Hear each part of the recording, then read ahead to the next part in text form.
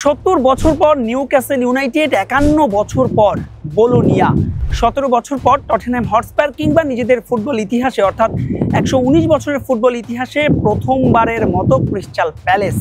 এখানেই শেষ নয়, হ্যারি কেন তার 31 বছরের আক্ষেপ ঘুচিয়েছে, পিএসজি জিতেছে চ্যাম্পিয়ন্স লিগের ট্রফি। ক্রিকেটেও আছে মিরাকল, প্রোটিয়া অর্থাৎ সাউথ আফ্রিকা প্রথমবারের মতো জিতেছে test championship, royal Challengers Bengaluru জিতেছে আইপিএল এর শিরোপা। এখানেই শেষ নয়, গো আহেড ইগল জিতেছে ট্রফি দীর্ঘ একটা সময়ের পরে।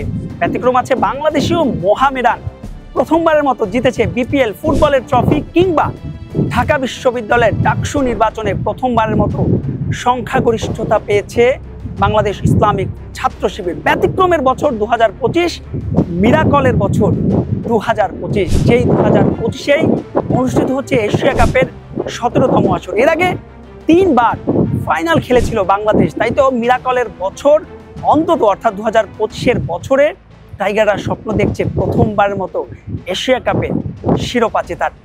এই সংযুক্ত আরব আমিরাতে বাংলাদেশ খেলেছিল সবশেষ এশিয়া কাপের ফাইনাল, যেখানে শেষ বলে হেরেছিল ভারতের কাছে। পাকিস্তানের বিপক্ষে 2012 সালেও হেরেছিল শেষ বলে মোটে 2 রানে। শেষ 2 ওভারে বাংলাদেশ ম্যাচ হেরেছিল ভারতের বিপক্ষে 2016 এশিয়া কাপেও। তবে এবার যে একেবারে ব্যতিক্রম, বাংলাদেশ দল রয়েছে দারুণ ছন্দে, দ্বিতীয়বারের মতো জিতেছে টানা 3টা টি20 সিরিজ। পাকিস্তানকে হারিয়েছে, তার আগে শ্রীলঙ্কাকে হারিয়েছে তাদের মাটিতে, এবং ডাচদের বিপক্ষে ঘরের মাঠে জিতেছে 2-0 ব্যবধানে।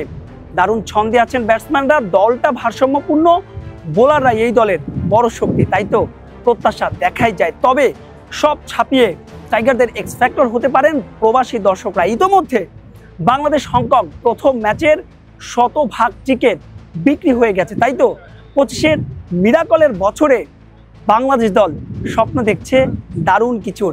সেই স্বপ্নযাত্রার শুরুটা হবে কিছুক্ষণ পরই এই আবু ধাবির শেখ জায়েদ স্টেডিয়ামে।